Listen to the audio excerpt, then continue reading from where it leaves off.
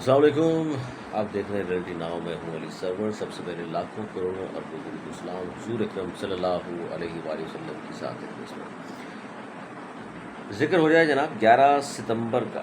11 ستمبر 2012 کا جو حادثہ پیش آیا اس کا آج فیصلہ آ گیا. اچھا، اس میں بہت ساری اہم باتیں ہیں جو میں آج اس میں دو ویڈیو بنا دوں گا. اور پہلی ویڈیو چونکہ اس وقت کی ایم کیو ایم پر یہ الزام تھا، یعنی بانی متحدہ اس وقت سب متفقہ لیڈر تھے سب کے، اور ایم کیو ایم زبردست قسم کے اس میں کہانی چل رہی تھی. مصطفیٰ کمال صاحب کا کام جو ہے وہ نیا انہوں نے کیا ہوا تھا، بڑی دھوم تھی ان کی.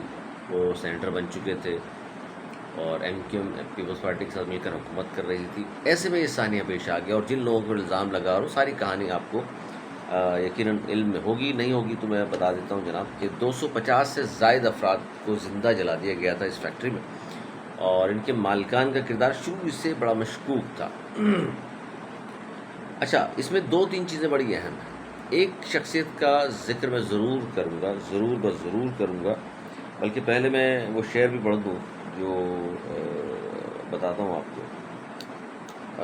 بڑا ہی اہم. یہ فیصلہ ہوا ہے کہ مجرم نہیں تھے ہم، یہ فیصلہ ہوا ہے کہ مجرم نہیں تھے ہم، اب بے گناہیوں کا صلہ دیجیے ہمیں. رحم و کرم نہیں ہمیں انصاف چاہیے، کچھ اور فیصلے بھی سنا دیجیے ہمیں. یہ بتاتا ہوں کس نے کہا. تو 11 ستمبر 2012 کو یہ حادثہ پیش آیا، ثانیہ پیش آیا. ابتدائی جو تحقیقات تھی اس میں فیکٹری مالکان اور حفاظتی انتظامات پر سوال اٹھائے گئے تھے. یاد ہوگا آپ کو کہ جی ایمرجنسی راستے اس میں جو ہے وہ ناکافی تھے، دروازے بند تھے، کھڑکیوں پر لوہے کی جالیاں لگی ہوئی تھیں، اور جس کی وجہ سے لوگ باہر نہیں آ سکے، یعنی جو مزدور تھے اندر وہ باہر نہیں آ سکے. بعد میں پھر جے آئی ٹی بنی، اور جے آئی ٹی کا جو موقف تھا وہی میں آپ کے سامنے رکھ دوں کہ جنہیں آگ محض حادثہ نہیں بلکہ بتہ خوری کے تنازع پر لگائی گئی. یہ اس طرح کی جب بیچ میں چیزیں آ گئیں تو پھر ایک الگ سینیریو بن گیا.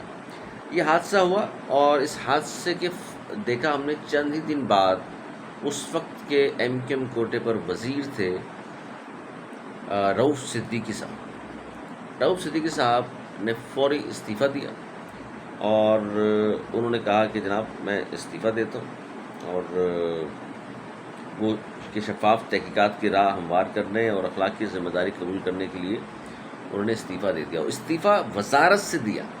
یہ ذہن میں رکھیے کہ کوئی پیون بھی استعفیٰ نہیں دیتا، اپنی نوکری نہیں چھوڑتا. یہ تو وزارت تھی، وزارت سمجھ رہے ہیں آپ، جس کے لیے لوگ پتہ نہیں کتنے کروڑوں اربوں روپے خرچ کرتے ہیں، کتنی مہم چلاتے ہیں، تب کر کے جا کے کوئی شاید بن جائے وزیر. اور اس وقت رؤف صدیقی صاحب نے فوری طور پر استعفیٰ دیا اور کہا کہ جناب میں تحقیقات کی راہ میں حائل لوگ نہ سمجھے میں ہو گیا ہوں، شفاف تحقیقات کی ہونی چاہیے، اور اخلاقی ذمہ داری انہوں نے قبول کی، استعفیٰ دے دی. اور اس وقت پہلا آدمی تھا وہ جس نے یہ کہا تھا جناب اس ثانیے میں ایم کیو ایم ملوث نہیں ہے. لیکن ظاہر ہے اس وقت تو جو حالات تھے اس میں کراچی میں کچھ بھی ہوتا تھا، چڑیا ہی مرتی تھی تو ایم کیو ایم کا نام آتا تھا، تو لہٰذا فوری طور پر ایم کیو ایم کا نام آیا. اس میں جناب ایم کیو ایم کے لوگوں نے پھر وہ الگ کہانی اگلی ایپیسوڈ میں سناؤں گا کس کس کا نام لگایا گیا، کہ بتا کس نے مانگا، کیوں مانگا، کیسے مانگا، وہ الگ کہانی.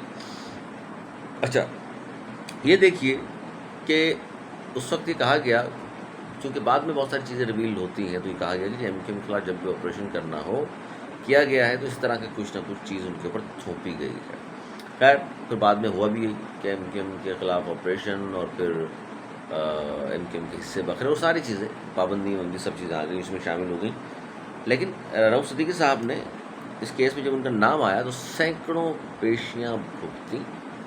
اور ظاہر ہے ہم سب جانتے ہیں کہ ہمارا تعلق میڈیا سے، اور اس دور میں بھی تھا کہ ایم کیو ایم کا پھر میڈیا ٹرائل ہوا، بڑا سخت میڈیا ٹرائل ہوا. اور جناب روزانہ اینکر بیٹھ جایا کرتے تھے، رپورٹ کیا کرتے تھے. کراچی میں اتنا بڑا سانحہ 250 افراد جل گئے، جلا دیے ایم کیو ایم نے، اور یوں کر دیا، فلاں کر دیا. اور 10 سال تک یہ سلسلہ چلا ہے. جو لوگ پکڑے گئے وہ کہتے تھے جناب ہمارا تو اس میں کوئی قصور نہیں ہے، لیکن ظاہر ہے ان کو سزا دہشت گردی کی عدالت سے، اور پھر آگے سندھ ہائی کورٹ، اس طرح سزائیں ہوئی، جس میں رؤف صدیقی صاحب کو 2020 میں بری کر دیا گیا تھا.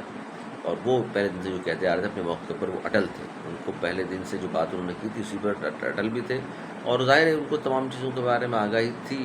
وہ رؤف صدیقی صاحب جھوٹ بھی بہت میں نے نہیں سنا بولتے ہوں، لیکن بہرحال تو وہ بھی سرخرو ہوئے، ایم کیو ایم بھی سرخرو ہوئی کیونکہ فیصلہ آ چکا، اور جو فیصلہ آیا تو اس میں آپ ہم سب جانتے ہیں کہ جناب تو جو جن افراد کے نام تھے، جس نے دہشت گردی عدالت نے جو 2 ملزمان تھے، یعنی عبد الرحمن عرف بھولا اور زبیر عرف شریعہ کو آگ لگانے کا مجرم قرار دے کر سزائے موت سنائی تھی، تو یہ بات پھر سپریم کورٹ پہنچی اپیل، اور انہوں نے سپریم کورٹ نے ثبوت ناکافی قرار دے کر ان کو دونوں کو بری کر دیا شک کا فائدہ دے کر۔ تو بے گناہی وہ کہتے ہیں کہ ہم نے سپریم کورٹ میں ثابت کر دی، اور بے گناہی 2 افراد کی نہیں ہے، یہ بے گناہی لوگ کہہ رہے ہیں جی ایم کیو ایم کی بھی ہے، یہ بے گناہی صرف رؤف صدیقی صاحب کی نہیں ہے یا ان 2 ملزمان کی نہیں ہے، ایم کیو ایم کی بھی ہے۔ اور اس طرح کے جنہوں نے الزام لگائے 10 سال میڈیا ٹرائل ہوا، ان کا کیا ہوگا؟ کیا وہ 10 سال تک مسلسل اس بات پہ معذرت کریں گے؟ ظاہر نہیں کریں گے، اتنی اخلاقی ضرورت کسی اور میں نہیں ہے۔